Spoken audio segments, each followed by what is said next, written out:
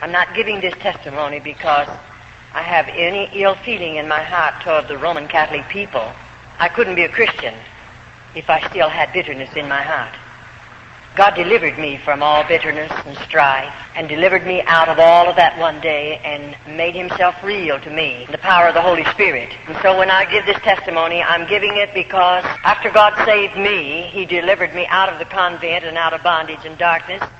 The Lord laid the burden upon my heart to give this testimony that others might know what cloistered convents are. I trust I'll not say one thing that will leave any feeling in your heart whatsoever that I don't carry a burden for the Roman Catholic people. I don't like the things they do. I don't agree with the things that they teach. But I covet their soul for Jesus.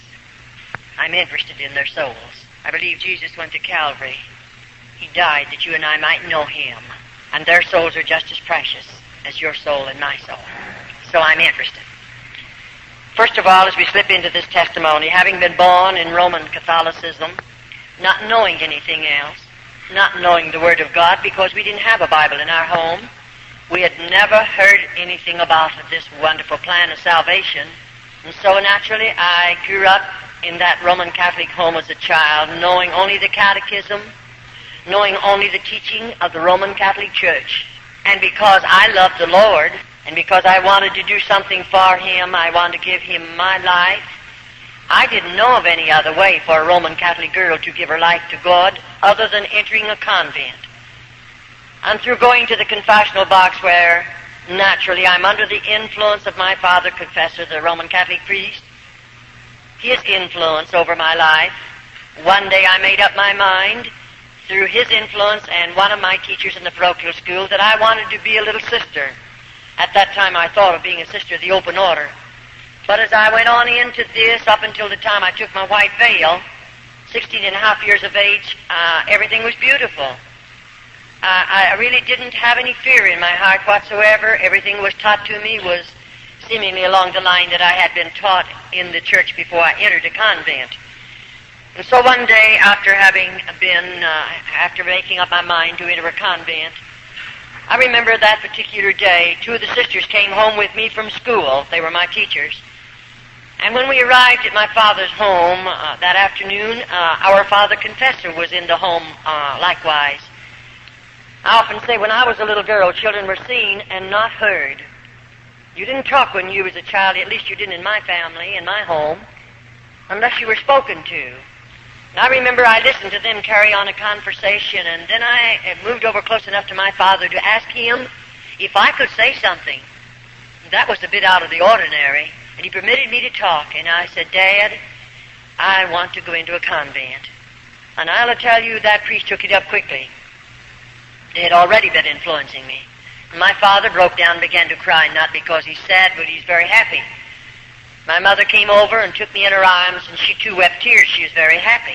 Those were not tears of sadness, because I think her little girl was giving her life to the convent to pray for lost humanity. And naturally my family were very thrilled about it, and I was too. But anyway, I didn't go for about a year after that, and then the time come when I got myself ready, and my mother prepared things for me, and so I entered the convent. They took me, and we didn't have a place close enough to my father and mother's home, so I think they took me around 1,000 miles away from home, where I entered a convent boarding school. I liked about 3 months, being 13 years of age, just a little girl. I look back on it now and think, my, homesick, I was so homesick. Why, my mother and daddy, they stayed 3 days with me, and when they left, I became so homesick naturally. Why shouldn't I? Just a baby away from home. And when I was a little girl, you know, I had never spent a night away from my mother. And I surely had never gone any place without my family. And naturally there was a close tie in our family, and I was very lonely and very homesick. But I'll never forget after Dad and Mother told me goodbye, and I knew they were traveling a long distance away from me. And I had never realized in my heart I'll never see them again. Naturally, I hadn't planned it like that because I planned to be a sister of the open order. But if you listen carefully to this portion of the testimony, then you'll understand just why I'm saying some of the things that I say. Now, oftentimes we say the priest selects his material through the confessional box, because at 7 years of age, I went to confessional. 7 years of age, I would always, when I come into the church, first I'd slip over at the feet of the crucifix.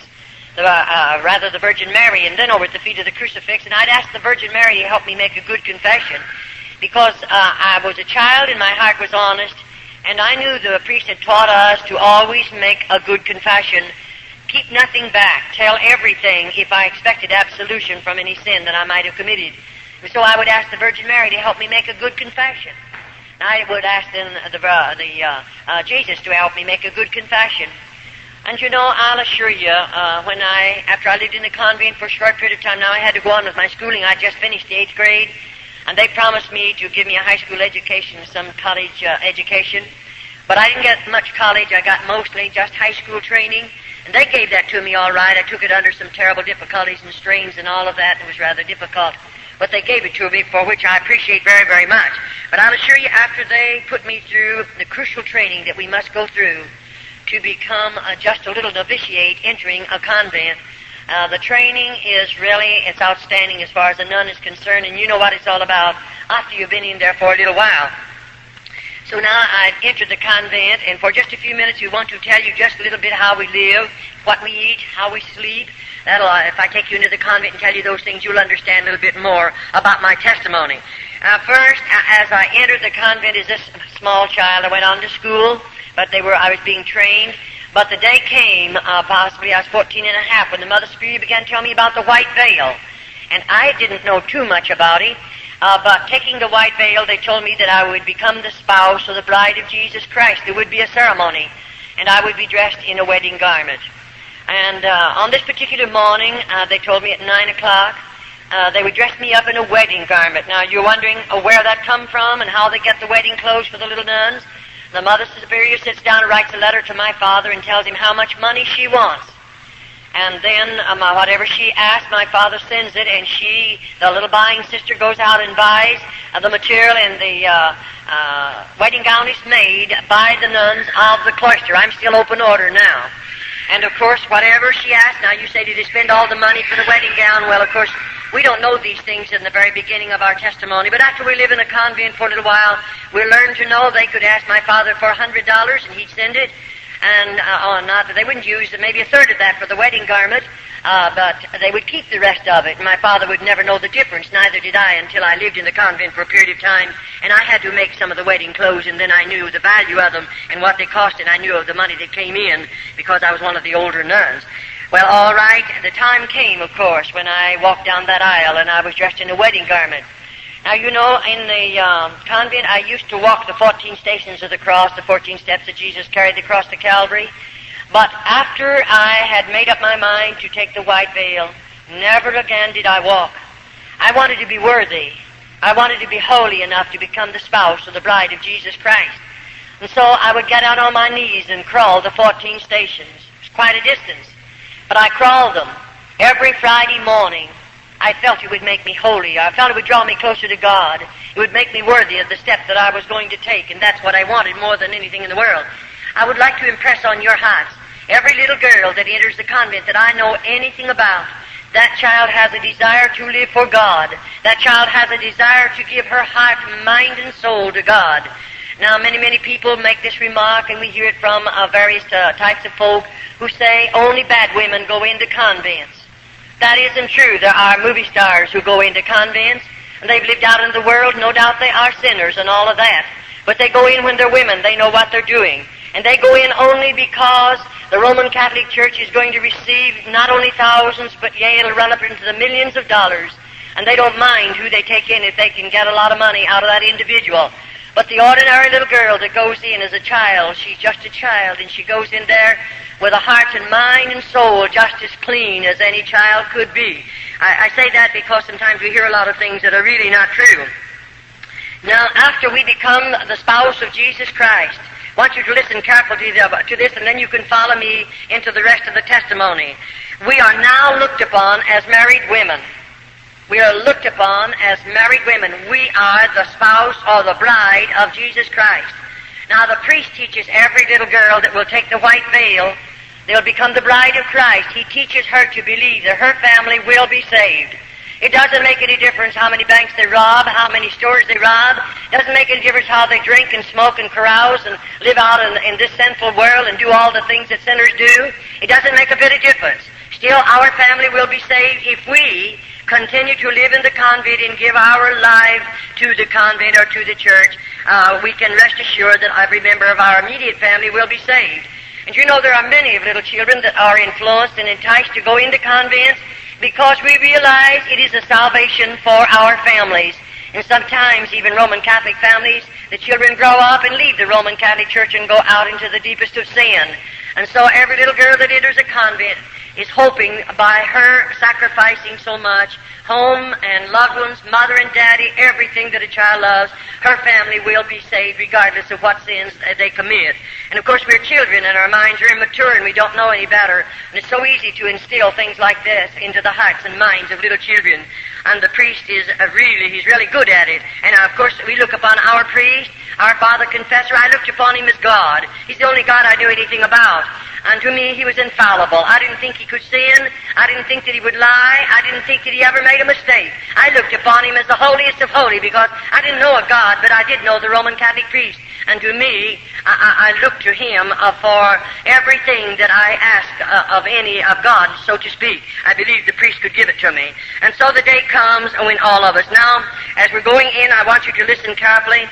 After taking the white veil, things are beautiful. I'm 16 and a half years of age. Everyone's good to me. And I'm living in the convent, and I haven't seen anything yet because no little girl, we're not subject to a Roman Catholic priest until we're 21 years of age. And as we give you this next vow, then you'll understand that we don't know about this. This is kept from the little sisters until we've taken our black veil, and then it's too late. I don't carry the keys to those double doors, and there's no way for me to come out.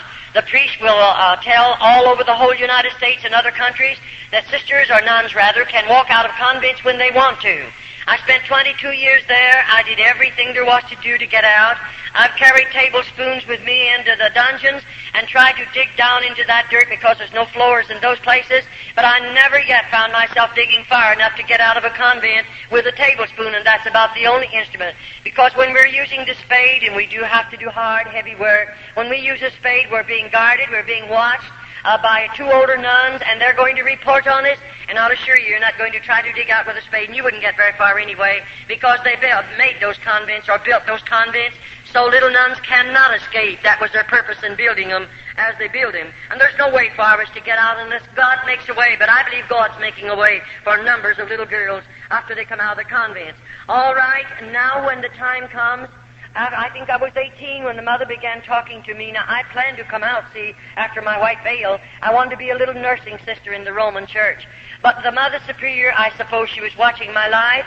I suppose she realized I had much endurance. I had a strong body. And I believe the woman was watching me because one day she asked me to come into her office and she began to tell me, Charlotte, you have a strong body.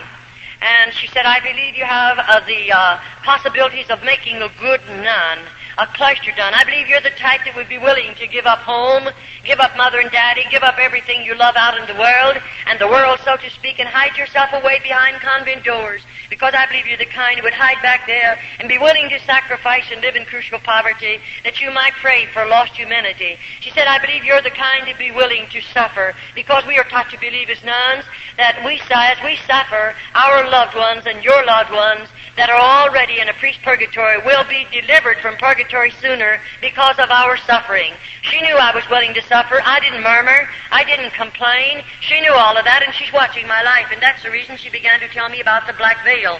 And then, of course, I didn't know too much about a cloistered nun. I didn't know their life. I didn't know how they live. I didn't know what they'd done. But, this woman proceeded to tell me.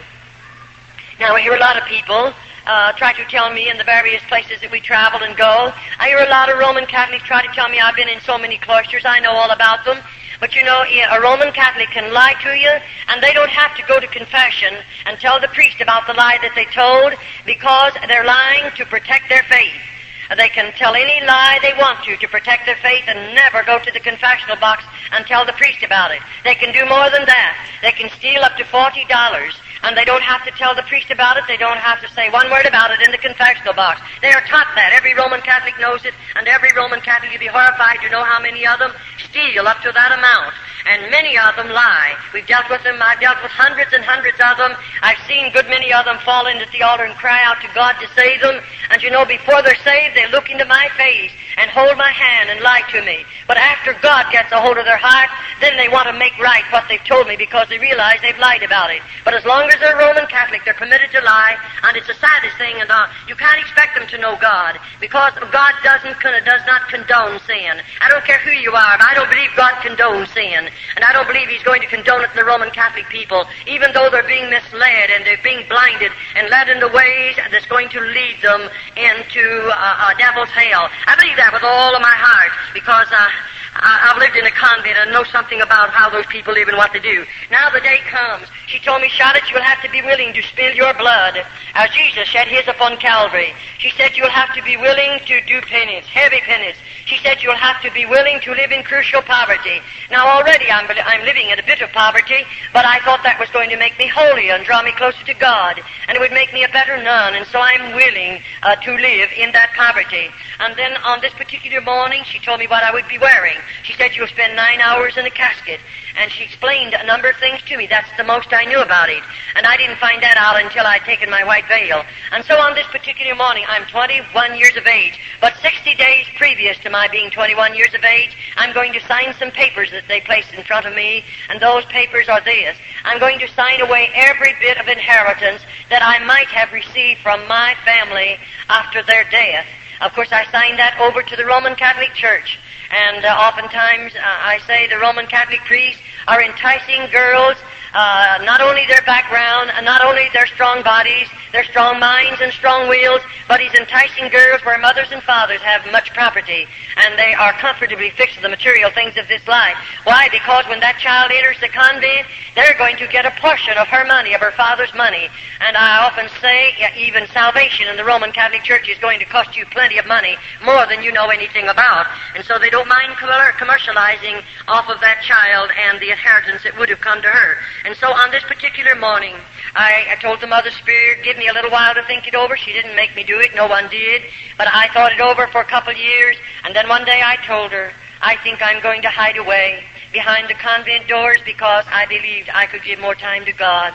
I could pray more. I maybe would be in a position where I could inflict more pain upon my body because we are taught to believe that God smiles down out of heaven as we do penance, whatever the suffering might be. And I didn't know any better because I often say, if you could only look into the hearts of little nuns, if you are a Christian, you would immediately cry out before God in behalf of those little girls, because to me we are heathens. It doesn't make any difference the amount of education we may have. We are still heathens. We know nothing about this lovely Christ, nothing about the plan of salvation, and we're living as hermits in the convent. And so on this particular morning, I come walking down an aisle again, similar to that, and may I say, the morning before, I can't go into it too deep because I never would be able to cover enough of it so you could understand it. But this morning, I'm walking down that aisle, but I don't have a wedding garment on. I have a funeral shroud. It's made of dark red velvet, and it's way down to the floor. And I'm walking down that aisle. Now, I know what I'm going to do. The casket is all ready made by the nuns of the cloister, very rough boards, and it's sitting right out here. And I know when I come down there that I'll step in that casket and lay my body down, and I'm going to spend 9 hours in there. And 2 little nuns will come and cover me up with a heavy black cloth we call a heavy drape mortelle. And you know, it's so heavily incensed that I feel like I'll smother to death, and I have to stay there. Now I know when I come out of that casket, I'll never leave the convent again. I know I'll never see my mother and father again. I'll never go home again. I'll always live behind convent doors, and when I die, my body will be buried there. They told me that, so I knew it even before I done it. It's a great price to pay, and then to find out that convents are not religious orders as we were taught and as we were trained. It's quite a disappointment to a young girl that's given her life to God and willing to give up so much and sacrifice so much. I'll assure you it was a disappointment. And so after I spent those nights, you say, what you do while you lay in that casket? What do you think I did? I spilled every tear in my body. I remembered every lovely thing my mother done for me. I remembered her voice. I remembered the gathering around the table. I remembered the times when she would pray with us. I remember the things that she said to me. I remembered what a marvelous cook she was. Everything as a little girl growing up in that home, I remembered it, laying in that casket, knowing I'll never hear her voice again, I'll never see her face again, I'll never put my feet under her table again, enjoy her good cooking. I knew all that. And so maybe for 4 hours I spilled all the tears in my body because it was so hard. And I knew I'd get homesick. I knew I'd want to see her someday, but I gave it all up. What for? For the love of God. I thought I didn't know any better. And I'll assure you those were 9 long hours. And then I seemingly got a hold of myself and I thought, this, Charlotte, now you're going to make the best Carmelite nun, because everything I've ever done, even that I'm out of the convent, I do give my best. I try to give everything that I have in regardless what I might do. And so I did in the convent. I gave the best that I have. And I wanted to be the best nun that I could possibly be. And the Mother Superior knew that, and don't worry, the priest knew all about it too. Now I realize after I walk out of that casket or to come out of it, they're going to take me like this. Over here and right back here is a room. We call it the Mother Superior's room. Now, I've never been in that particular room, so I don't know what she has in there. But you know, when I walk in there this time, the Mother Superior sits me down in a straight-back, hard-bottom chair. And immediately then I'm going to take 3 vows of poverty, chastity, and obedience. And you know, as I take those vows, she opens a little place in the lobe of my ear and takes out a portion of blood, because I must sign every vow in my own blood. And after that happens, then I'm going to take the vow of poverty. Now, when I sign that vow, I sign it thus, and I'm willing to live in crucial poverty the balance of my life as long as I live. And what that poverty is like, of course, we don't know. And then my next vow, I'm going to a vow of chastity. And you know, this vow, of course, you know what it means. I'm taught to believe that I'm married to Jesus Christ. I am His bride. I'll always remain a virgin. I'll never legally marry again in this world, because I have become the spouse of the bride of Jesus Christ. After the bishop married me to Christ, he placed the ring on my finger, and that meant I'm sealed to Christ. I'm married to Him, and I accepted it because I didn't know any better. And now here I am, taking a vow that I would always remain a virgin because I'm the bride of Christ. And I want you to listen carefully. And then, of course, my last vow of obedience.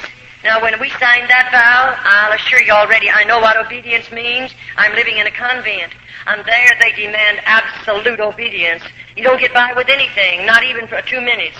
I mean, you don't get by with it. You have to realize what obedience means, and they demand it, and you learn to know it, and you're much wiser the more quickly you learn it and you obey it, and you give them absolute obedience. All right, now, what does it mean to sign vows like this? Let me tell you this. It means more than you folk will ever know, because most people that I know anything about, they know very little about obedience. Oh, in a sense, yes, but you'll never know what a little nun knows about obedience. I'll assure you that one thing, unless you live in the convent. All right, that particular vow, when I signed it into my own blood, it done something to me, because after I've signed those vows, do you realize that I've signed away everything I have, my human rights?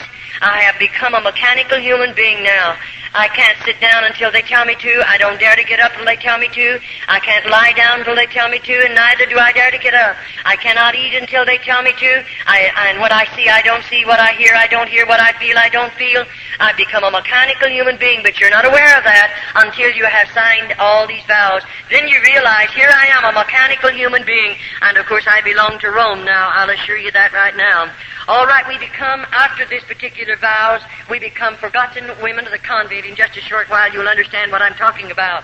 Now, immediately after I've taken those vows, then the Mother Superior is going to take away from me my name, and give me the name of a patron saint. And she teaches me to believe that whatever happens to me in the convent, I can pray to that patron saint, and she will intercede and get my prayers through to God, because I'm not holy enough to stand in the presence of God. It isn't wonder the dear little nuns can never get close enough to God. We've always been taught that we'll never be holy enough to stand in His presence, and we always have to go through somebody else in order to get a prayer through to God. And we believe it because we don't know any better. And so now all identification of who Charlotte was is going to be put away. It'll be taken away from me. And if you knew me and would come to the convent and call for my family name, they'd tell you there isn't such a person as that. I don't exist, even though I'm right there, because I'm writing under another name. Now the Mother Superior is going to cut every bit of hair off of my head, and when she cuts it with a scissors, she puts the clippers on it. And I mean, there's nothing left. I just don't have one speck of hair left on my head. And of course, if you could be a nun, you would understand the heavy headgear that we have to wear. It would be so cumbersome to have hair and so cumbersome to take care of it. We don't have any ways of taking care of it in the convent. There are no combs in the convent, and so you can imagine how hard it would be for us to take care of a head of hair. It's not necessary that we have a comb after they finish with us. All right, now, this is my black veil. These are my perpetual vows, we'll call them. I'm there, and I'm going to stay there. Now, you know, up until this time, I received a letter once a month from my family, and I wrote a letter out of the convent once a month to my family, even though when I'd write that letter, I'd no doubt they marked out a lot of it, because when I would receive a letter from my family, there was so much of it blacked out until there was no sense to the letter, and oh, I'd weep over those black marks. I was wondering what my mother was trying to say to me. Don't worry, you'll never get to know what she wanted to say to you, because they have blacked it out. And so it'll break your hearts many, many times, and you're lonely anyway, because you have no friends in the convent. I'll assure you, even though there was 180 on my particular wing, not one of those nuns were my friend, and neither was I a friend to them, because we are not allowed to be friends in the convent. We are all policemen or detectives watching each other. That's so we'll tell. And the little nun that finds something to tell on the other nuns, she stands in good favor with the Mother Superior. And then the mother teaches that nun to believe. When she stands in good favor with the Mother Superior, she's standing in good favor with God. And so that little nun, of course, will want that, and she'll tell a lot of things maybe that are not even true on the other little nuns.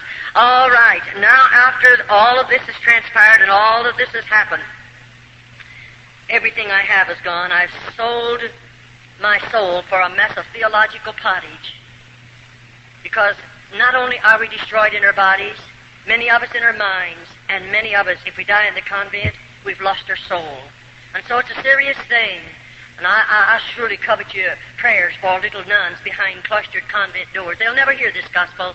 They'll never know the Christ that you folk know today. They'll never pray to Him as you people pray to Him. They'll never feel His blessings as you people feel them. And so put them on your heart and pray for them. They surely need much prayer.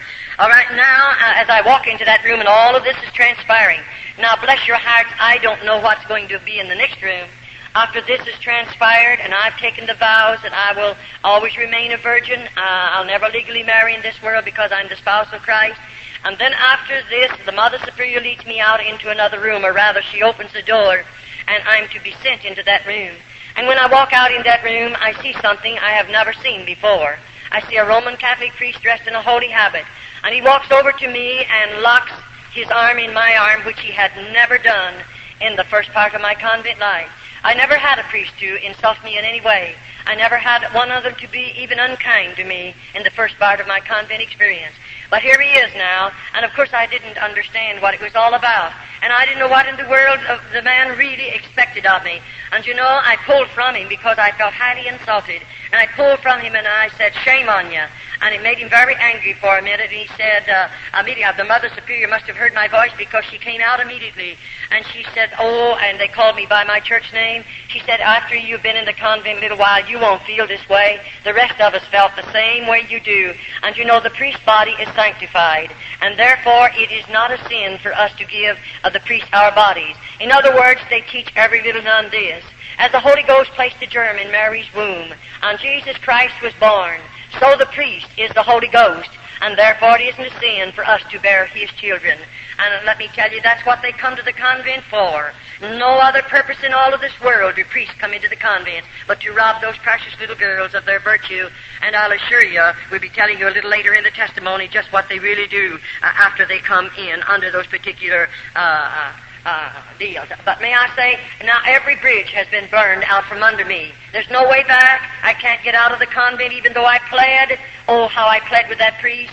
Send for my father. I want to go home. I don't want to go any farther. And let me tell you, that's when you stand alone and you don't know who to turn to, and you're a victim of circumstances, and you live in the convent because there is no other way to get out of the convent. And I'll assure you, I stayed in the convent until God made a way for me to come out. And so after all of this, now my mail will stop. I'll never receive another bit of mail from my family. Never another letter. I belong to the Pope. I belong to Rome. And then after all of this, the Mother Superior, after taking these particular vows, and the priest has invited me to go to the bridal chamber. You say, "Did you go?" "No." Definitely not. I didn't enter the convent to be a bad woman. It would have been much easier to stay out of the convent to be a bad woman. You wouldn't go into the convent and live in the poverty we live in and to suffer as we suffer to be a bad woman. No girl would do that. And it would have been much easier to stay out of the convent if I wanted to be a bad woman. But I went there to give my life and heart to God.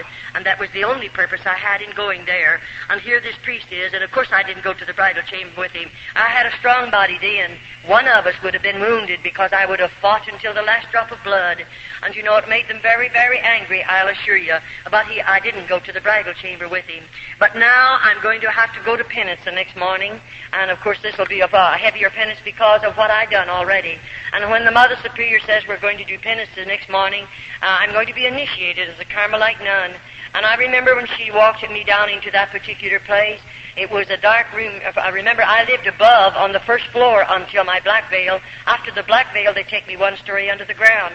And I lived from there on until God delivered me under the ground. I didn't live in the top part of this buildings at all. But you know, as we walked into this room, it's dark and it's very cold. And when we walked in, we came from back there somewhere. We come walking toward the front, and I walked along beside the Mother Superior. And when I got near the front, I saw those little candles burning. Anywhere in the convent, you'll find the 7 candles burning.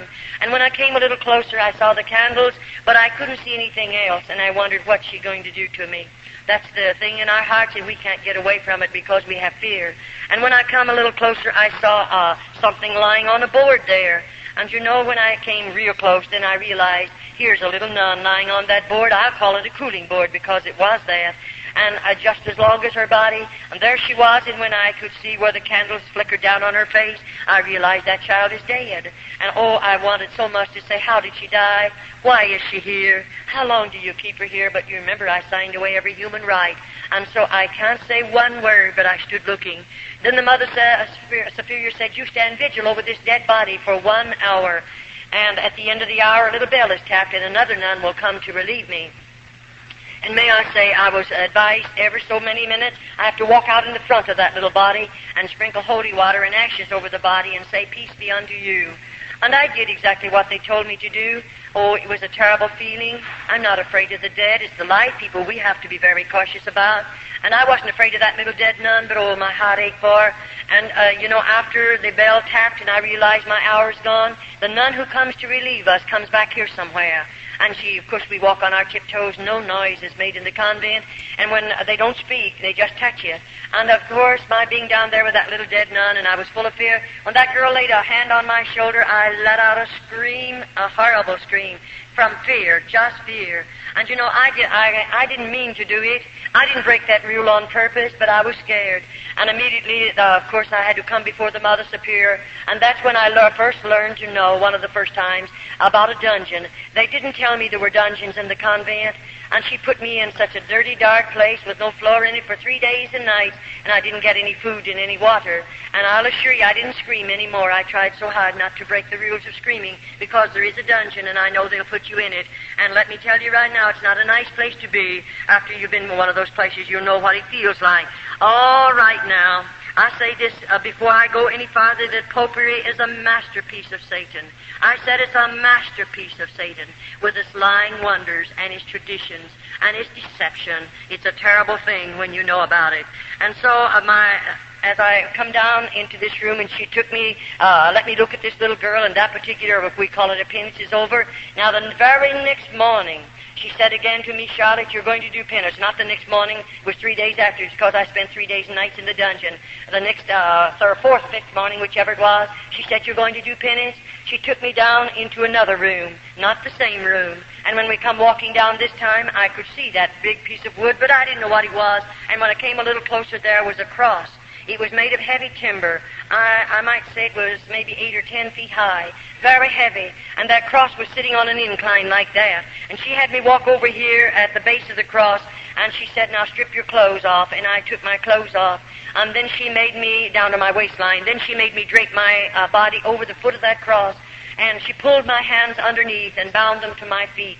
And then, you know, that's where I'm going to spill my blood. And she had not told me how, and neither could I ask how I would spill it. And she gave 2 little nuns that came with her a flagellation whip. It's, I might call it a bamboo pole. It's about this long. It's about that big around. And it has 6 straps on it about this long. And on the end of either of those straps, there's a cross piece of sharp metal. And those little nuns, either was given one of these whips. And they stood on either side of the cross. Now, at the same time, those girls began whipping my body. And I mean, when that metal hit my body, it would break the hide, of course. It would cut into the flesh, and I spilled blood, and it was running down to the floor. That's my flagellation whipping. That is where I spill my blood, as Jesus shed his upon Calvary. And of course I'm human. It wounded. It hurt. It was very painful. After the whipping is over, they don't bathe my body. They put my clothing back up on my body, and I have to go the rest of the day. When the night comes and I stand in front of my cell there, after we have to stand there to undress with our backs to each other, and then when I went in, I couldn't sleep that night. I just wasn't a bit sleepy because I couldn't take off all my clothes. They had dried in those wounds, and it was terrible. I didn't take them off for several nights. And I'll assure you, when I came before my food, I didn't want my cup of black coffee. In the morning, we get a cup of black coffee. They serve it, the tin cup, and we can have no milk or no sugar of any type in it. And we have 1 slice of bread. That's made by the nuns of the cloister. They weigh it. It weighs 4 ounces. That's all I get for breakfast. And then, of course, in the evening, I get a bowl of soup, and that's fresh vegetables cooked together. There's no seasoning in the soup whatsoever. And a half a slice of bread, and 3 times a week they give me a half a glass of skim milk. That consists of my food 365 days in the year. And I began losing weight very rapidly, I'll assure you, because I didn't have enough food to eat. I don't know the day that I went to bed without a hungry stomach. Sometimes it would be so hungry I couldn't sleep. The pain was gnawing. You can't hardly stand it. And you know you're only going to get that 1 slice of bread the next morning. That doesn't fill you up. And of course we have to work hard all day long.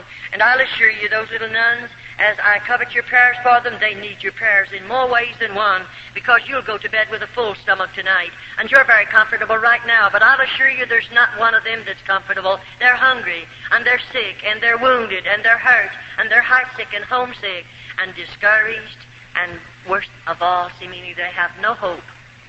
No hope. You and I are looking forward to the day when we're going to see Jesus. They have no hope whatsoever, and I surely hope you don't forget to pray for them. All right, that was terrible, I'll assure you. And then in a few mornings after this, the Mother Spirit's taking me back for another initiation. And when I go into the penance chamber this morning, we come from a place up here, and we're going to walk back along like that, clear to the back. And you know, it was quite a ways back there, and I went through part of it's a tunnel, and then I come out into a room, and I'll walk through that room, and when I get way back there, I see those candles burning, and I see something else. There's ropes hanging down from the ceiling, and oh, I'm so scared. I wonder what the ropes are for, and what's she going to do? After these 2 penances, you began to have a lot of fear in your heart. And so I can't say anything, and I walked back there, and you know, I saw the ropes then real plain, what they're doing hanging down from that ceiling. Then she tells me, you go over there against the wall, about that close from the wall, and I have to stand sideways like this. Then she asked me to put up both of my thumbs, and I did. And then she pulled one rope down, and there's a metal band fastened securely, and she fastens that around the joint of my thumb. Then the other one comes down and fastens around this thumb. And there I'm standing like this, facing the wall. And then, you know, she comes over here to the end, and there's whatever you want to call it, she starts winding. And I start moving, and she's taking me right up in the air. And, you know, when she gets me so just my toes are on the floor, just on my tiptoes, she fastens it. And there I hang, and all the weight of my body is on my thumbs and on my toes. Not a word is said. No one speaks a word. And she walks out of that room and locks the door. If you know what it means to hear a key locking a door and know that I'm strung up there like that, you'll never know unless you're a nun. And when that woman walked out, I didn't know how long I'll stay there, how long that woman will leave me there. And you know, they didn't come to give me food. They brought me no water. And I thought, is this it? Am I going to die back here just like this? And within a few hours, you can imagine, I'm still a human being. My muscles began to scream out with the pain. I was suffering. And that woman let me hang, and nobody come near. And what good would it do for me to cry? You can spill every tear in your body. Nobody will hear you. There's no one there to care how many tears you spill. And so I just hung there. And finally, I began I felt like I couldn't stand it. I'll surely die if they don't come and get me quickly. And I felt as if I was beginning to swell. I don't know how long went by. And she opened the door one morning, and she had something for me to eat. And the water was in a pan, and it was potatoes, and those potatoes were not good to eat. They were in a pan. And there's a shelf over there on the wall that she can adjust to the height of the nun. And you know, she pulls it up. Now, I'm not against the wall. I'm about this far from it. But to get that food, she puts it there and said, "This is your food." And she walks out. Now, how am I going to get it? She didn't let my hands down. But this is what you'll learn. And you'll struggle to get it. I'm hungry. I mean, I'm so thirsty, I feel like I'm going mad. And to get it, I discovered that this hand goes high and this one will come down a little bit. And that'll keep right on going higher. As I lean, I have to reach higher with this one. This one will automatically let down. And to get that water and that food, I mean, I had to get it like the dogs and cats. And I lapped as much of it as I could because I'm so thirsty. And get those potatoes I tried as hard as I could because I'm hungry. I mean, I'm hungry. And I got as much of it as I could naturally, but I was hungry. That's the way she fed me for a while, and then she released the bonds on my hands and on my feet. And I tell you, then I shouldn't have said on my feet. She didn't release the bonds. She let me hang there for 9 days and 9 nights. I'm getting almost got it mixed up with one of the other penances that I want to give to you. I hung 9 days and 9 nights in this position. And may I say, at the time come when I was so swollen here, and naturally I could see myself puffing out here. I felt like my eyes were coming out of my head. I felt like my arms, what part I could see of them right there, they were 2 or 3 sizes, their normal size. I felt like I was that way all over my body, and I was like a boil. I was in real suffering. And then on the 9th day, she comes in and she releases the bonds from my hands and my body and lets me down on the floor. Now, I go down, I can't walk. I'll assure you I didn't walk. I didn't walk for a long time. But you know what? There's 2 little nuns that carry me out. One gets under my feet and the other under my shoulders, and they carry me in the infirmary and lay me on a slab of wood, and there they cut the clothing from my body. And let me tell you right now, nobody but God will ever know. I'm covered with vermin and filth. Why? I'm hanging there in my own human filth. There are no toilet facilities. Right behind me is a stool. They have running water in it, and the lid is down, and they have sharp nails driven through that lid. If I break my ropes and fall on that, I would suffer terribly. And this is the life of a little nun behind cloistered doors. After they've already deceived us, disillusioned us, and got us back there, then this is the life that we're living. And these are the things that we're going to have to do. And I'll assure you, it isn't anything funny. And then I remember as I lived on in that place, oh, let me tell you, in the morning, we have to get up out of our beds at 4:30 in the morning. The Mother Superior taps a bell, and that means 5 minutes to dress. And may I say to you folk, it's not 5.5 minutes. You better get that clothing on in 5 minutes. And I failed one time, and I had to be punished severely, but I never failed again in all the years in the convent. And you know, when we are finished dressing, then we're going to start marching, and we march by the Mother Superior. And that Mother Superior is going to appoint us to an office duty every morning.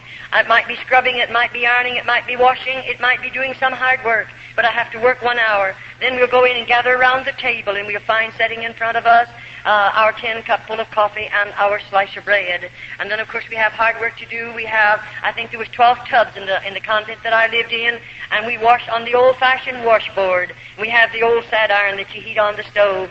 And you know, it wouldn't be so bad if we just had our own clothing in the convent, but the priests bring great bundles of clothing and put them in there because they can get them done for nothing, and we have to do that clothing on top of it.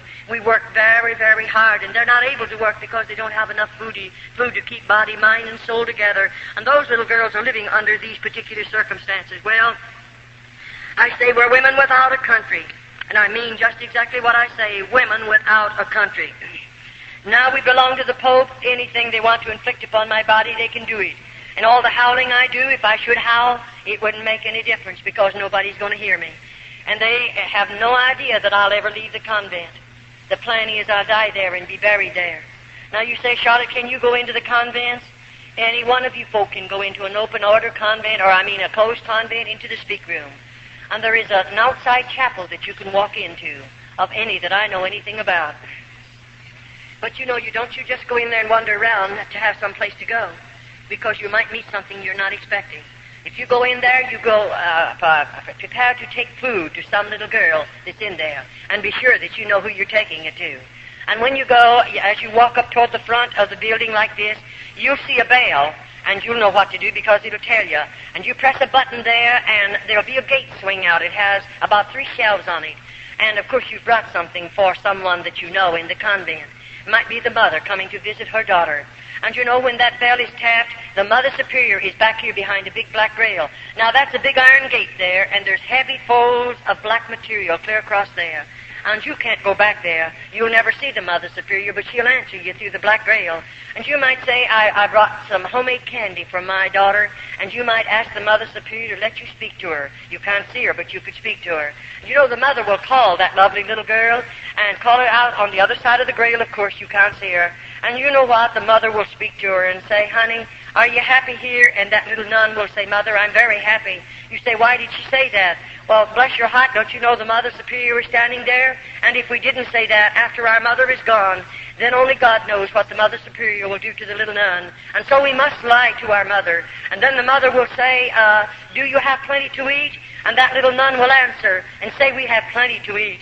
But I'll tell you, that mother will go home. She'll prepare a lovely meal for the rest of the family. But if she could look in and see our table and see what her little girl is eating, if she could look into her little girl's eyes after she's been there 3 or 4 years, maybe Jesus, and there's the crucifix, and then we have a prayer board. And by the way, I'll assure you folk that you'll never want to kneel on our prayer board. We kneel on it every day if we are able to walk under our own power. It is a board about this height from the ground, and there are 2 leading up like this one, and this one is about that wide. I'm going to drop my knees down on it, and there's sharp wires coming up through that board, and then this one up here I prostrate my arms on, there's going to be sharp wires. After all, I told you we were going to suffer. We were going to do penance, and this is a part of my suffering. And as I kneel on that prayer board, I'm praying for lost humanity, and I'm believing as I suffer that my grandmother will be released from a priest's purgatory sooner because of my suffering. And I'll kneel there longer sometimes. Oh, it's terrible, but we don't know any better, so we do that because that's all that little nun does know. And we believe it. And there we are, and we are locked in our cells. Every night the key is turned in those doors. We can't get up and come out of there. And then more than that, 7 minutes of 12. We go to bed at 9:30, the lights are out. 7 minutes of 12, there's 2 little nuns appointed to unlock every door. Every little nun again gets on her feet, dresses in full dress, goes into the inner chapel, and there we again pray 1 hour for lost humanity. We don't get very much sleep, that's why, and we don't have enough food, and we work hard, and we suffer much. That's why our bodies are so broken. That's why we seemingly don't have enough strength to carry on after we live there. But I'd like to say this to you as I go, before I go any farther. Now, I did those various things. We are taught to believe that as we spill our own blood, now we must do this. As I whip my body, if I torment it or torture it in any way that I spill blood, I'm taught to believe that I'll have 100 less days to spend in purgatory. Now, you know, we have no hope. Those little nuns don't look forward to anything. You may think they do, but we don't. Why? After you live in a convent 10 years, I began to realize the Virgin Mary is just a piece of metal. She's a statue. I began to realize St. Peter's just a statue. I began to realize that the statue of Jesus is just a piece of metal. In other words, we've come to the place to believe that our God is a dead God. And I'll assure you, after you live in a convent long enough, not at first, oh no, but after we've suffered enough, after we've seemingly fallen down at the feet of those statues and spilled our tears on them and have begged them to intercede and get a prayer through to God, and years go by, patient of whatsoever, a parent won't even know when they're dead. So who's going to pray us out of purgatory, or rather buy us out of purgatory? No, we realize after we're in there for a period of time that there is no purgatory. And of course you know there isn't, and I know there isn't. And there is no purgatory. The only purgatory the Roman Catholic people have is a priest's pocket, and they're filling his pockets with coins in order to pray for the dead. And may I say, there are thousands and thousands of Roman Catholics. In the month of November, may I say to you, in the United States, 2 years ago in the month of November, the Roman Catholic priests praying masses for the dead of the Roman Catholic people in this country in 1 month collected $22 million for masses said for dead Roman Catholics. That's just a little idea, or sample of what's going on in this country. And still there are thousands of mothers that will work their fingers to the bone to go over there and give the priest another $5 to say a mass for a loved one that's in a purgatory, because that mother believes there is a purgatory. In the convent they have a painting of purgatory, and there's nothing in the room but just that painting. And you know, every Friday we have to walk around that painting. And when we walk around it, I wish you could look at the little nuns' faces. What do I see? The painting, as you would walk around it, looks like it's a big deep hole out there, and there are people down in there, and the flames of fire is lapping around the bodies of those people, and their hands are outstretched like this. And the mother will say to the little nuns, you better go and put another penance on your body. Those people are begging to get out of that fire. And because we're heathens, we don't know any better. I might go someplace in the convent, and maybe I'll burn my body real bad. Maybe maybe I'll torture it some way and spill some more blood, because as I suffer, I believe they're going to get out of that place where a priest puts them. And there are millions of people, so to speak, in purgatory that your priest have put there. And when he knows that it's the biggest fraud there is in the world, he knows there's not a bit of truth to it. And bless your heart, I often say you take purgatory and mass away from the Roman Catholic Church, you'll rob her of 9/10 of her living. She'll starve to death if you would take it away from her. She commercializes not only off of the living, but off of the dead, and on it goes. All right. It doesn't bother a Mother Superior to take one of those dear little girls. And may I say, you know, when the priests come into the convent, they come as our father confessors. Once a month we go to confession. And we don't want to go, don't you worry. I many of the time have got in the very back row. I didn't want to go in there. I know who's out there. One of them, may not know the particular man, but I know he's a priest. And I know those priests. I certainly have seen them enough. I've lived there long enough. I certainly have had contact with every one of them, and I'll assure you this one thing. I don't trust one single one of those in the convent. Now, we're not telling you about every priest. I don't know all the priests. I'm just talking about the convent in my personal testimony of convent life. And you know, we know something about what's out in that room, and here we are. We know we're going to confession today. It may take all day long, and here he comes. And I have never seen a Roman Catholic priest come into the convent that I was in without intoxicating liquor under his belt. And I say, a man or a woman, regardless of who you may be, when you get liquor under your belt, you're not a man, neither are you a woman. You become an animal and a beast. And so we have a beast sitting out there. There's a straight back hard-bottom chair, no other furniture but the crucifix and the Virgin Mary. But here he is sitting on that chair right out there in the middle of that room. Now here a little girl has to walk out there alone. And she has to kneel down. Think of it.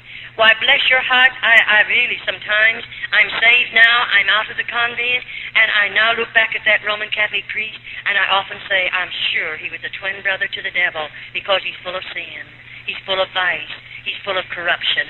And we go out there and kneel down at his knees. Now, you're a lucky girl if you get away from that man without being destroyed. Why, he's drunk. He's a beast. He's not a man. Oh, he has a holy habit on. He's an ordained Roman Catholic priest. And so I'll assure you, we don't like to go to confession, but we must go once a month. Those little girls can't help themselves, and nobody comes out into that room with the priest and I until it's all over, and then we can come back, and the next one will have to come.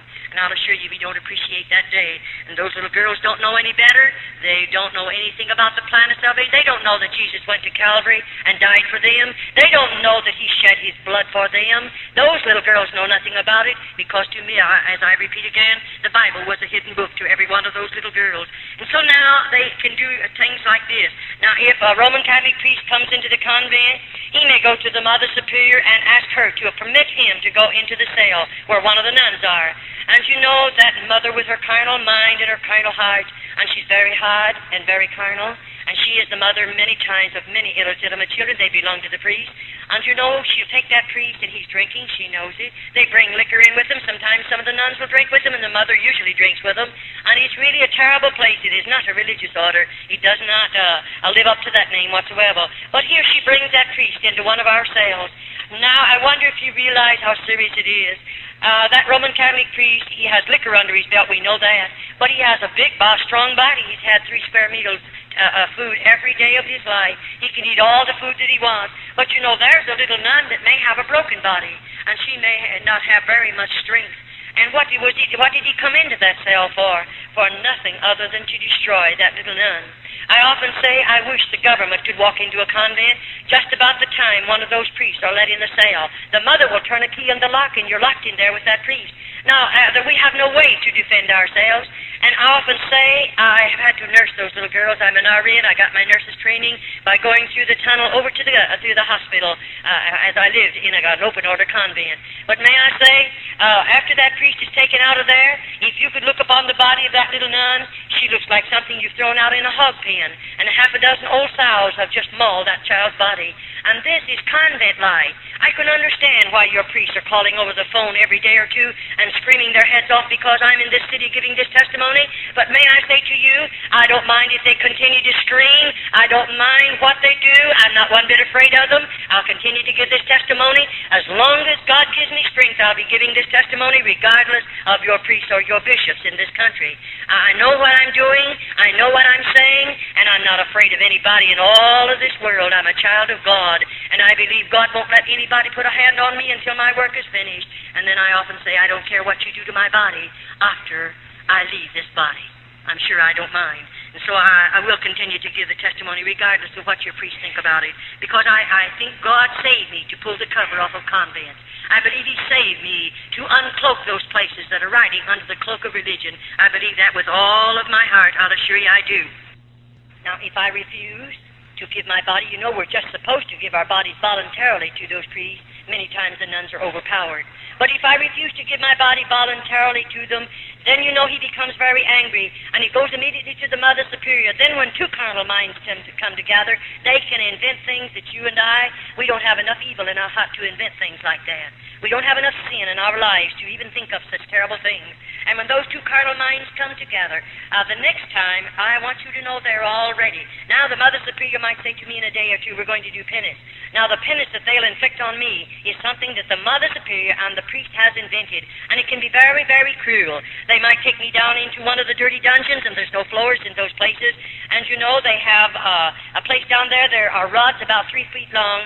They have them burrowed down into cement, and at the top of it there's a ring about this big sticking out of the ground. They have some leather straps fastened there, and when they take me down there, they put my foot, either foot through those rings, and then they strap my ankle securely. Now I'm standing with my feet in those rings.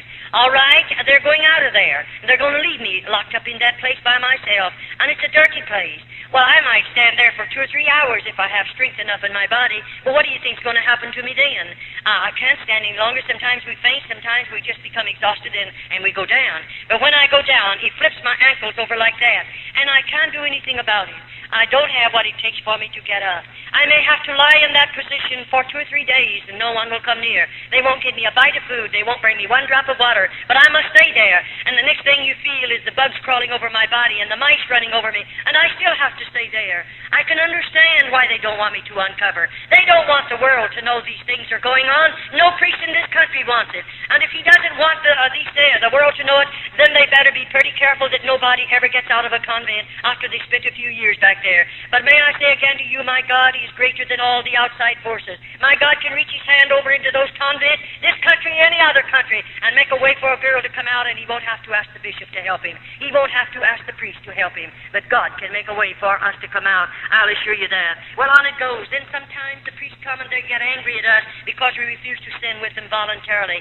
And you know, after all, the nuns' bodies are broken after we're there a while. And many the time, to have him strike you in the mouth is a terrible thing. I've had my front teeth knocked out. I know what it's all about. And then we'll get you down on the floor and then kick you in the stomach. Many of those precious little girls have babies under their heart. And it doesn't bother a priest to kick you in the stomach with a baby under your heart. He doesn't mind. The baby's going to be killed anyway because those babies are born in the convent. Why wouldn't babies be born when you run places like this under the cloak of religion? The world thinks it's religious orders. And there are babies born in there.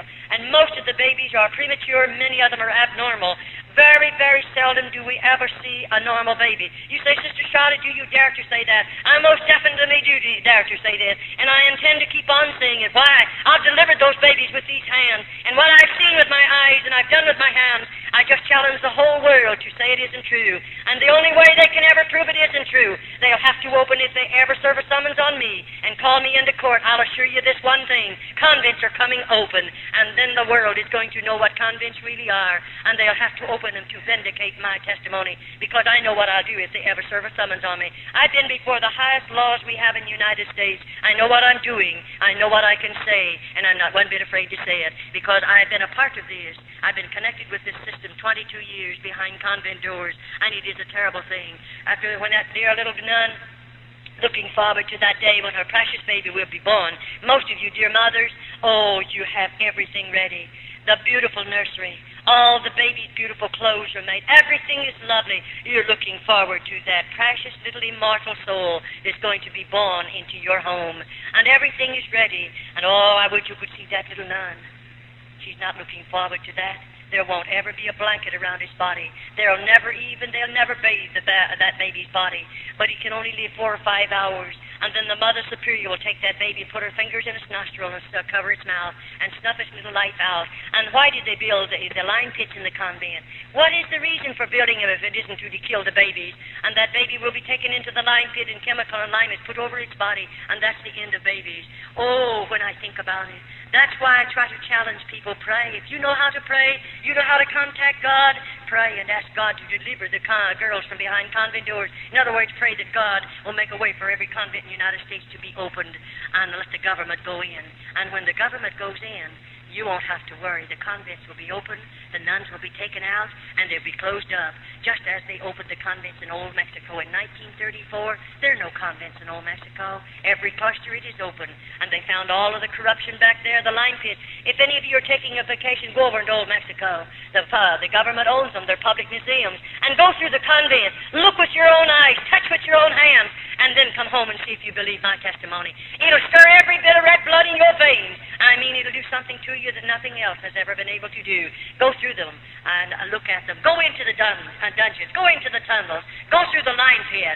Look at the stalls, rooms of stalls over there. And then ask the guides of where they come from. And go and see all of the devices of torture they placed upon the bodies of the little nuns. Go into their cells and look at their beds and see for yourself. Oh, yes, you can go. It'll cost you 25 cents to go through each one of them. You look at those things and see them for yourself and then come home, and maybe it'll give you a greater burden to pray for little girls that have been enticed behind convent doors by the hierarchy of the Roman Catholic Church. I wonder how you would feel if this was your child.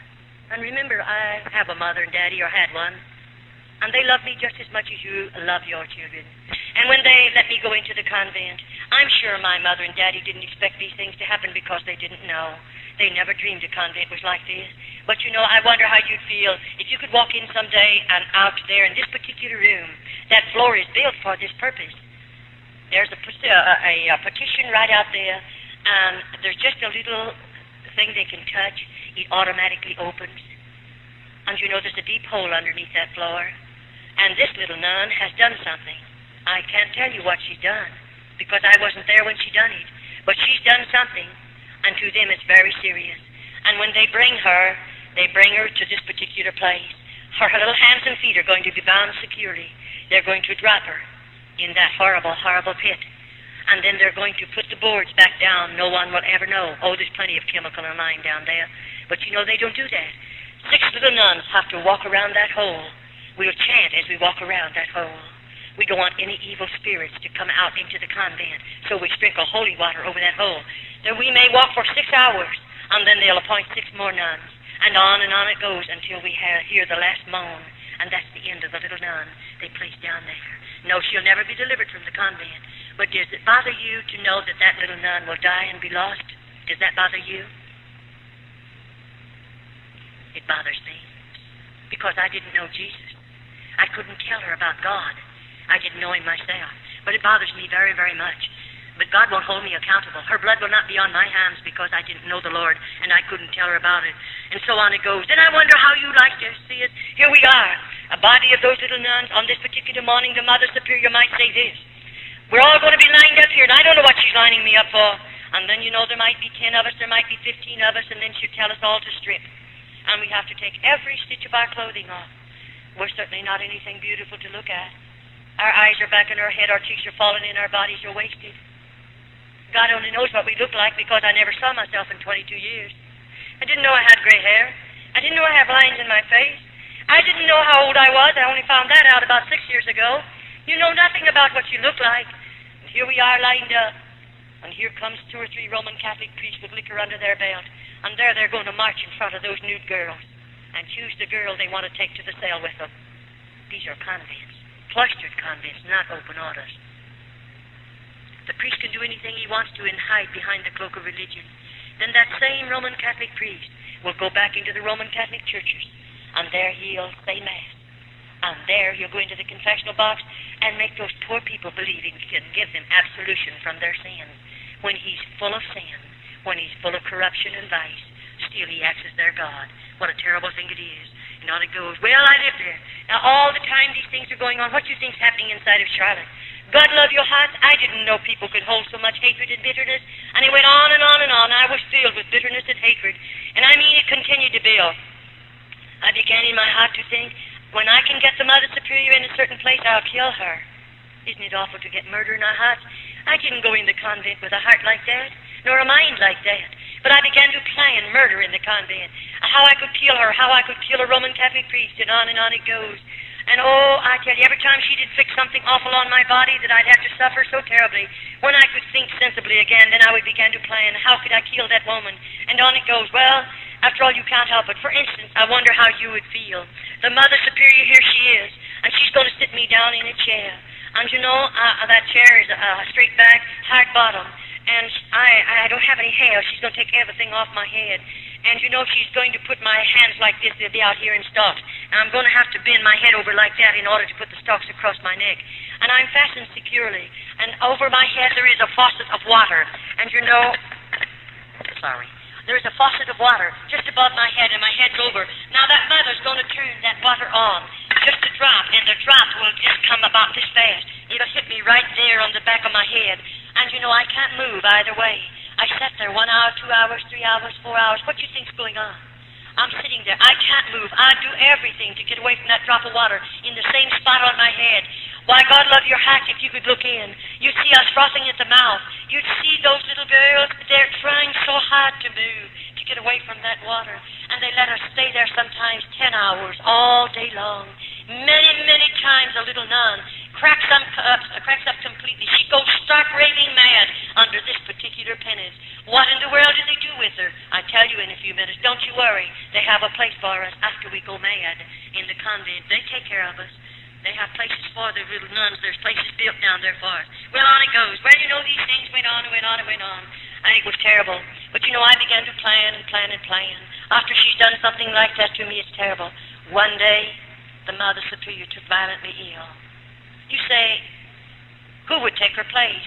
There are about 3, sometimes they have 4 older nuns, and they always pick the one that's hard, the one that seemingly is carnal, that one that has no conscience, to be a Mother Superior, and she works under this one. One day, if something happens to the main Mother Superior, another one will take her place, and on it goes. But you know, this particular day, they sent word to me.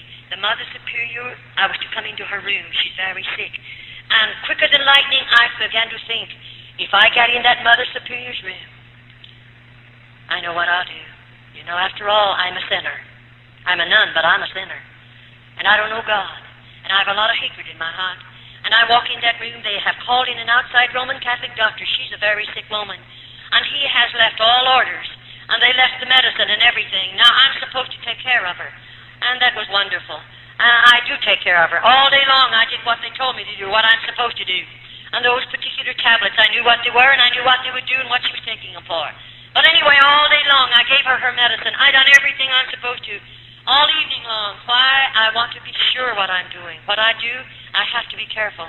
And you know, I waited until 1 o'clock in the morning. Why? Because every night those little nuns have to be gotten out of bed and go chant from 12 to 1, 7 minutes to 12 to 1. I thought I'll wait till all the nuns go back to bed, then I'm going to do something. And bless your hearts, after they were all back in their beds, I'll tell you what I did. I took 5 or 6 of those tablets. I was only supposed to take 1 in a half a glass of water ever so often and give it to her.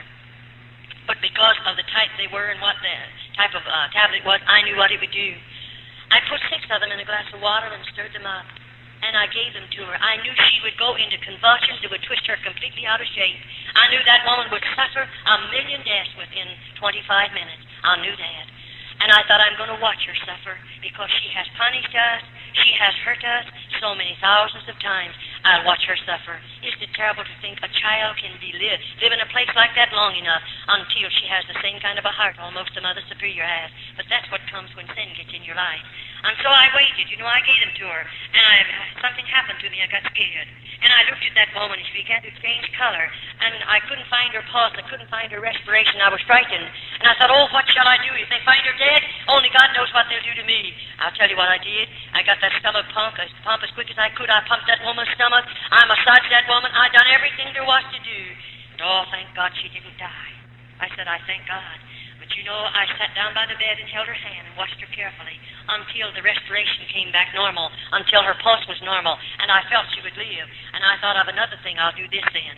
I saw where her keys were hid in her shelf right there in her old room. So they're on a big chain or on a big ring, and I thought, I'm going to take those keys. I'm going down into that dungeon. When I say down, this is 2 stories under the ground. I'm going someplace where she's always wandered. It's a solid wall like that, and clear to the back end of that wall, there's one door, and it's heavy, and it's always locked. And I've heard her tell me scores of times, and I'm sure she has the others, don't ever try to go through that door. What in the world is over there? And why did she tell us that? We can't get through it. It's locked. But you know, I wondered what was back there. Because when they had me in the dungeon for a long time once, I heard screams under the ground.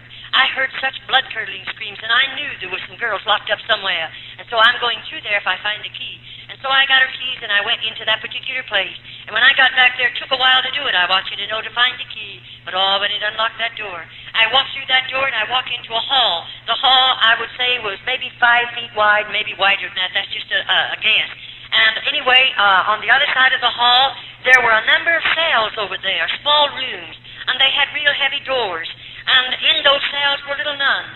And when I went up to the first one, near the top of the door, there's a little place about this long, it's about that wide, and it has iron bars going across there. And I looked right into the face of a little nun that I knew, one that I'd sit across the table from, one that I've prayed with in the chapel. I knew that girl, and here she is, and they had chains and lock chains around either of her wrist and around her waistline. And I said, when did you have something to eat last? And no answer. How long you been here? No answer. I went down to the second, the third, the fourth, the fifth, and the stench was getting so bad I couldn't stand it. And you know, those little girls would not talk. Why?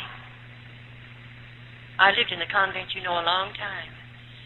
I don't care if I was 2 miles under the convent, way back there. We were working back there, and we'd whisper.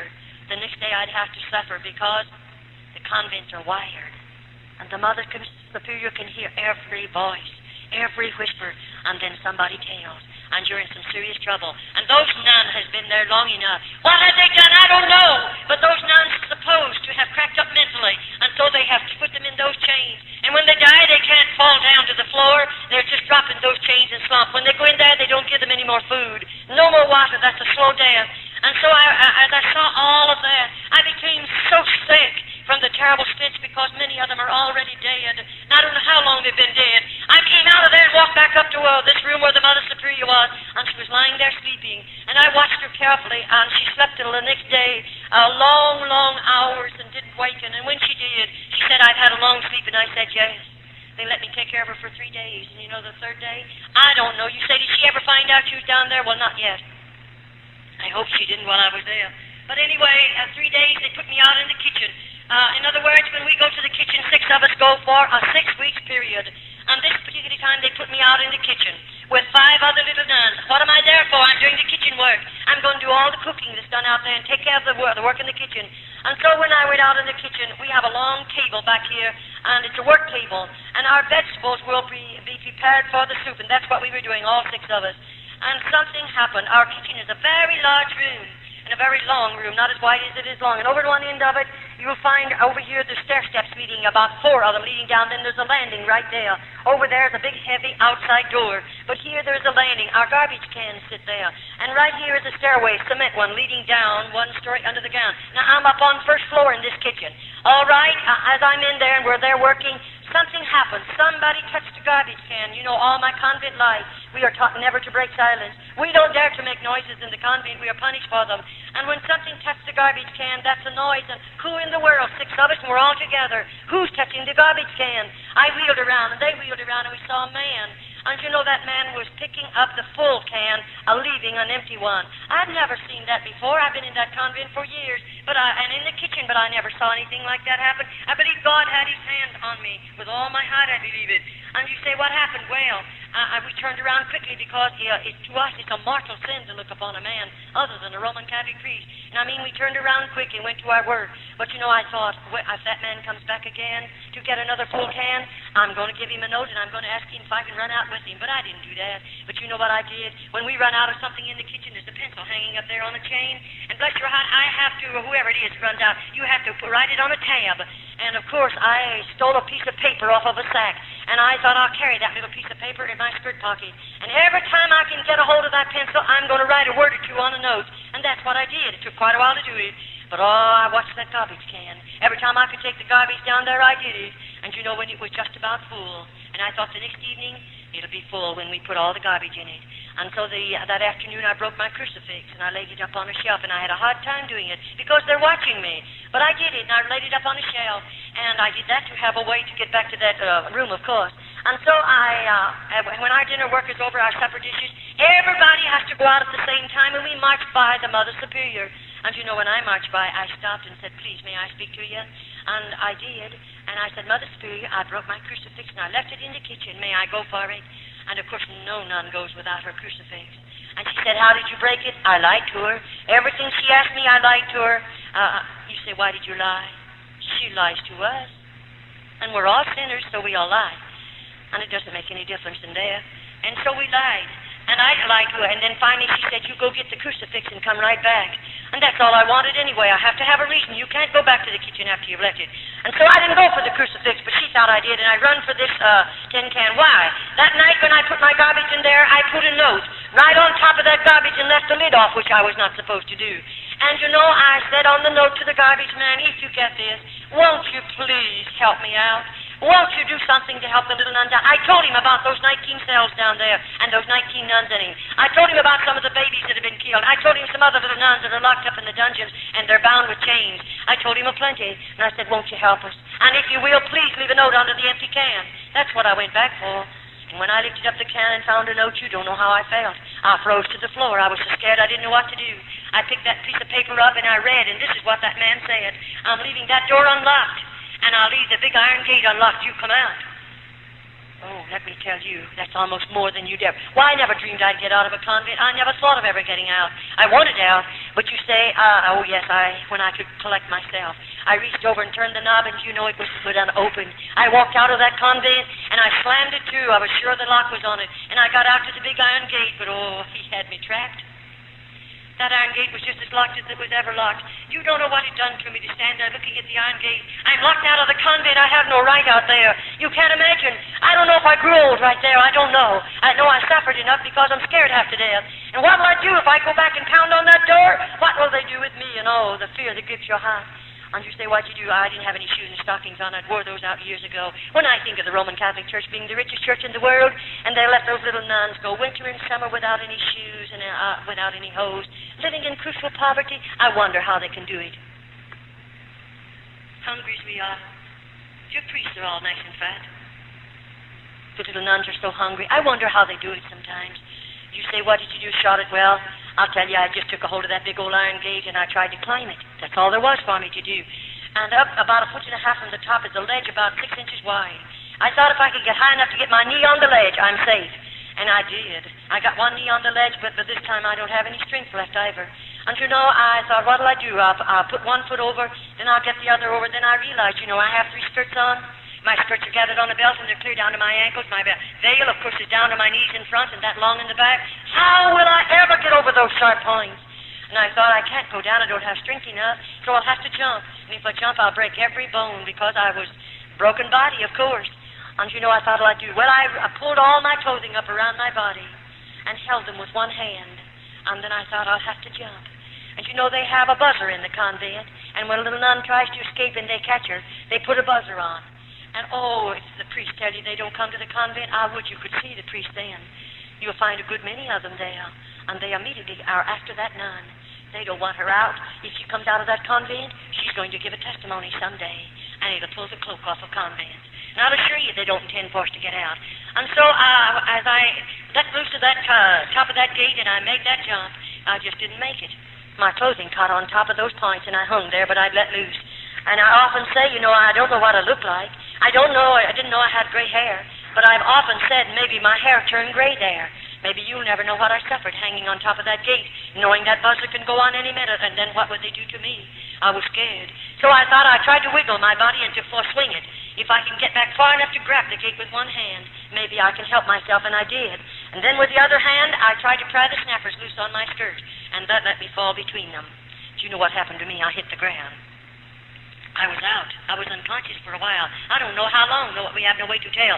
But when I came to, I had a shoulder broken and my arm was broken right in here. The bone had snapped right through my flesh because I didn't have any meat on me. And I thought, what'll I do? And I realized I'm on the outside.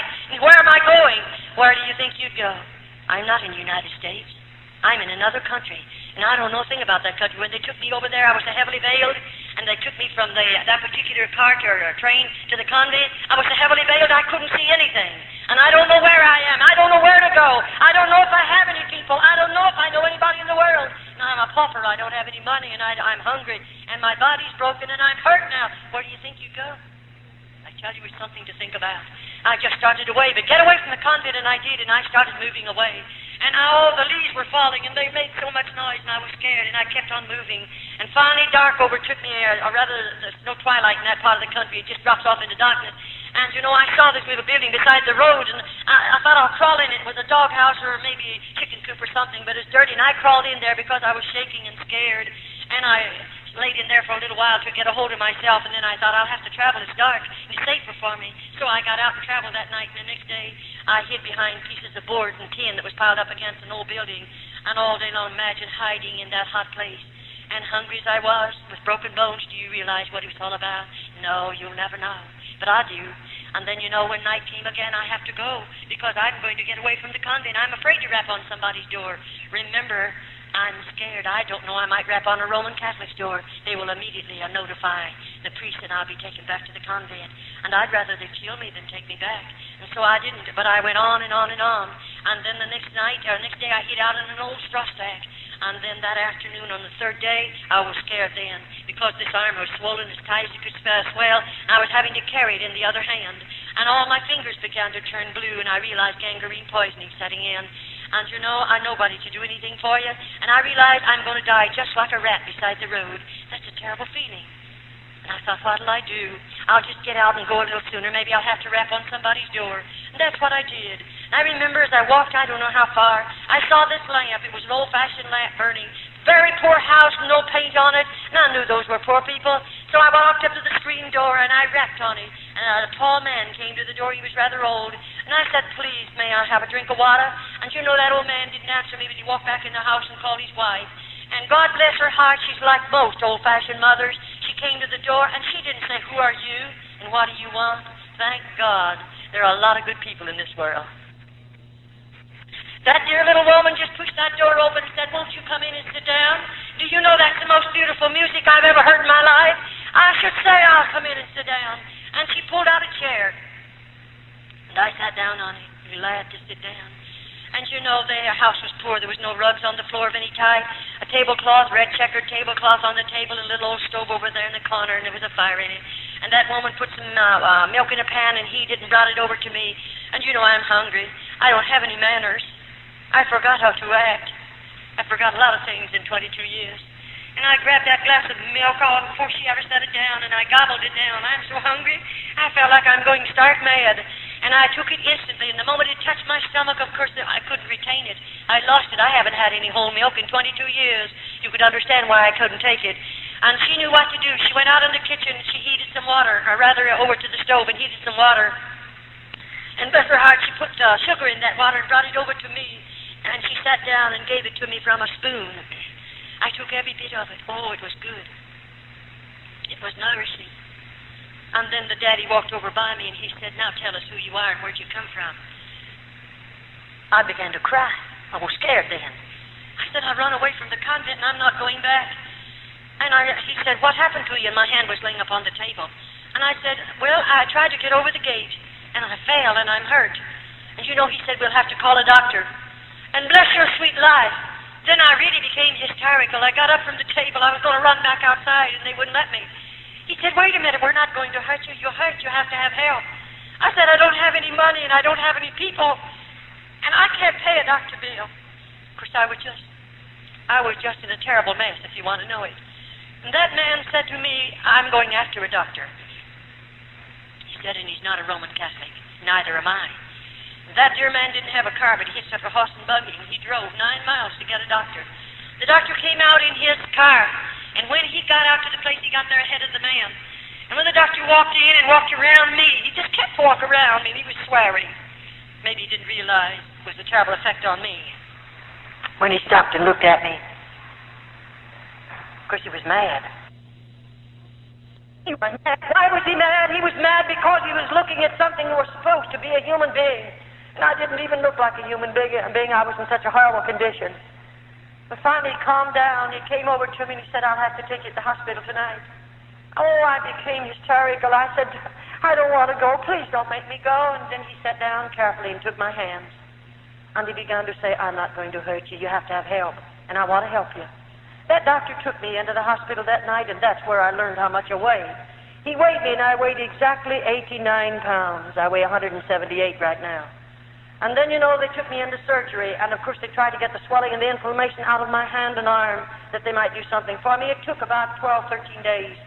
And then, of course, they had it, but this time it started to knit, and they had it all to break over it again, put it in a cast. I did a lot of suffering. Well, one day a way was made for me to be released from the hospital. Who did they release me to?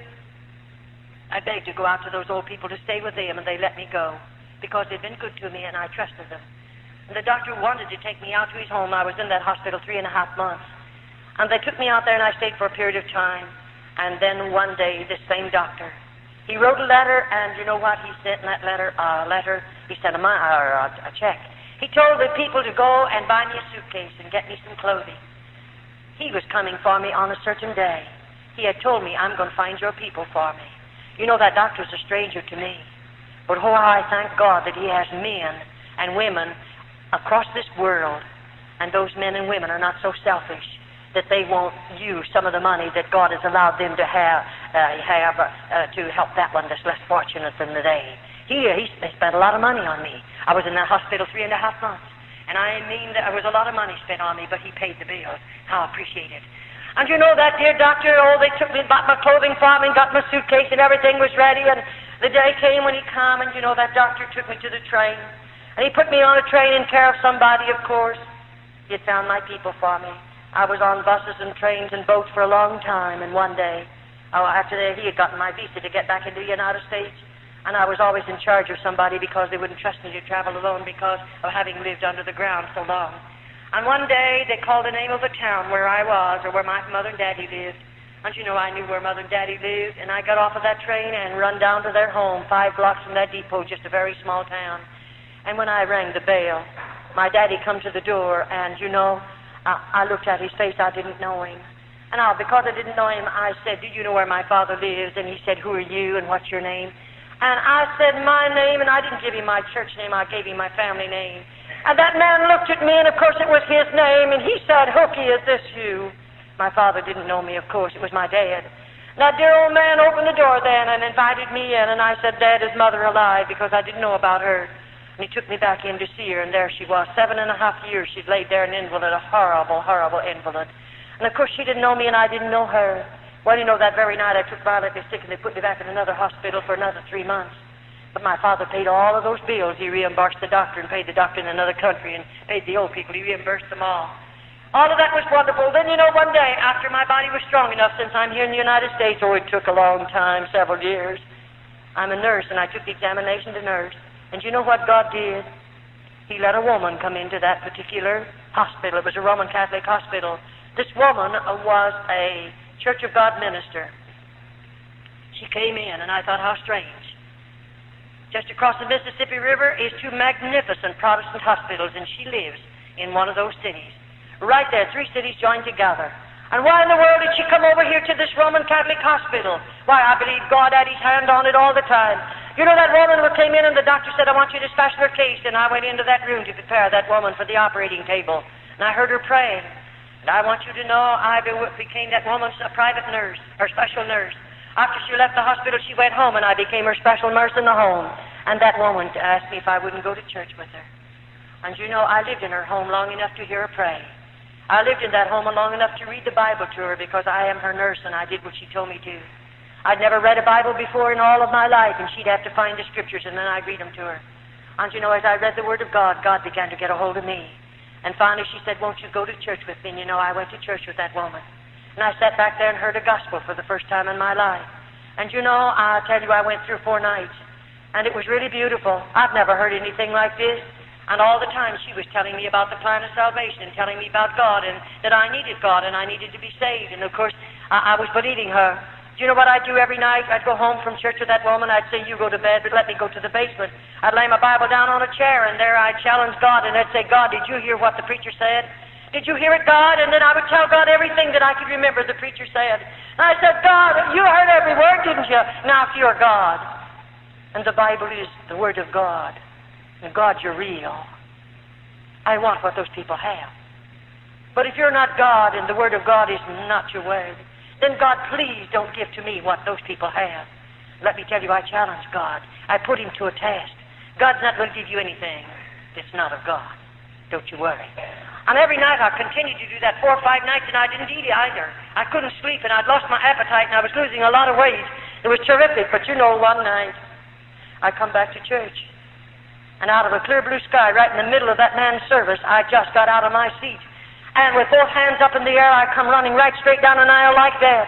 And I fell in at that altar, and I cried out, my God, forgive me for all my sins. I was a sinner. I mean, God met me there. Praise his wonderful name. There's a pool of water on that floor. I was sorry for everything that I did in the convent. I stole potato peelings. I stole bread. I told lies. I called the Mother Superior names under my breath. And I want you to know God met me down there, and he forgave me of every sin there was in my life. And how I thank and praise him for it. Praise his wonderful name. God's been very good to me. Very good to me. A few nights previous to that, I went back to church. God filled me with the baptism of the Holy Ghost. May I say to you, God means more to me than all the material wealth you have in this city. I'd rather have Jesus than anything you might have, because I found him to be the best friend I've ever known. I can tell him anything I want to tell him, and he won't call you up and tell you what I told him. I can sit at his feet and tell him every day of my life, Jesus, I love you. Jesus, I love you. And every secret of my heart I can pour out to him, and I don't worry about him calling you up and telling you what I told him. He's the best friend you ever had. He's able to save you. He's able to deliver you. He's able to loose you from the things of this world, set you free to know him. Praise his name. I have a wonderful God. I love him supremely. I'd rather have Jesus than anything that you might have. God is real in my life. It's really wonderful how God delivered me out of the convent. Pray for me. I need much prayer. I'll be going places where it's predominantly Roman Catholics. I'll have to suffer much. But I'm willing to suffer for Jesus, that I might tell someone about him and give my testimonies that other dear little girls might be spared from convent. So pray for me, won't you? God bless you.